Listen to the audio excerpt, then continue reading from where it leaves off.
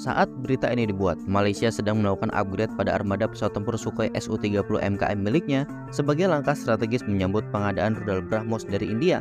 Langkah ini diambil karena Malaysia menghadapi keterbatasan armada laut dalam menghadapi potensi konflik di Laut Cina Selatan. Dengan meningkatkan kemampuan udara, Malaysia berupaya memperkuat pertahanan nasionalnya dan menyeimbangkan kekuatan dengan negara-negara lain di kawasan tersebut. Pengadaan rudal BrahMos yang dikenal dengan kemampuan anti kapalnya diproyeksikan akan memperkuat kemampuan tempur Malaysia, khususnya menghadapi ancaman maritim. Langkah yang diambil oleh Malaysia ini perlu diadopsi juga oleh Indonesia untuk menjaga keseimbangan kekuatan di kawasan. Indonesia bisa mempertimbangkan dua opsi untuk mengimbangi peningkatan kemampuan militer Malaysia. Pertama, dengan mengupgrade armada Su-30 yang saat ini dioperasikan oleh TNI AU agar memiliki kemampuan setara dengan Su-30 MKM Malaysia, dan upgrade ini bisa mencakup peningkatan sistem avionik, persenjataan dan kemampuan tempur jarak jauh sehingga mampu mengatasi ancaman dari laut dan udara secara lebih efektif.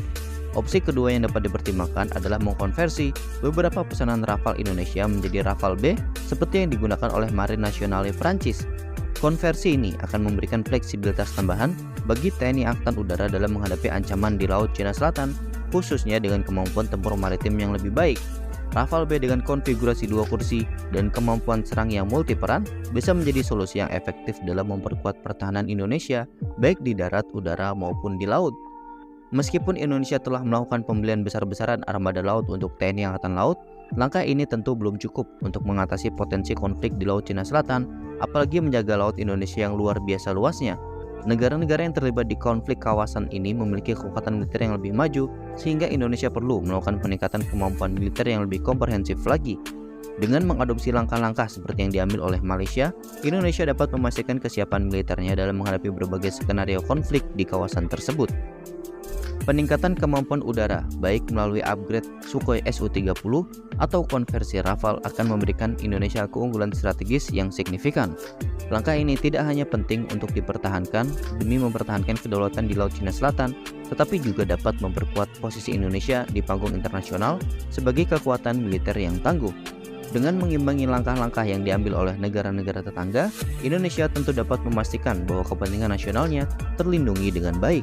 Selain meningkatkan kemampuan tempur udara dan laut, Indonesia juga perlu memperkuat kerjasama internasional dan memperluas aliansi strategis.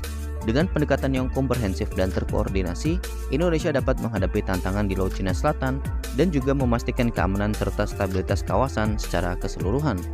Jika Malaysia akan mengadopsi rudal BrahMos sebagai kekuatan utamanya, Indonesia memiliki beberapa opsi lain, diantaranya Long Range Anti-Ship Missile buatan Lockheed Martin, atau NSM dari Norwegia, maupun Exocet sendiri yang juga berasal dari Prancis.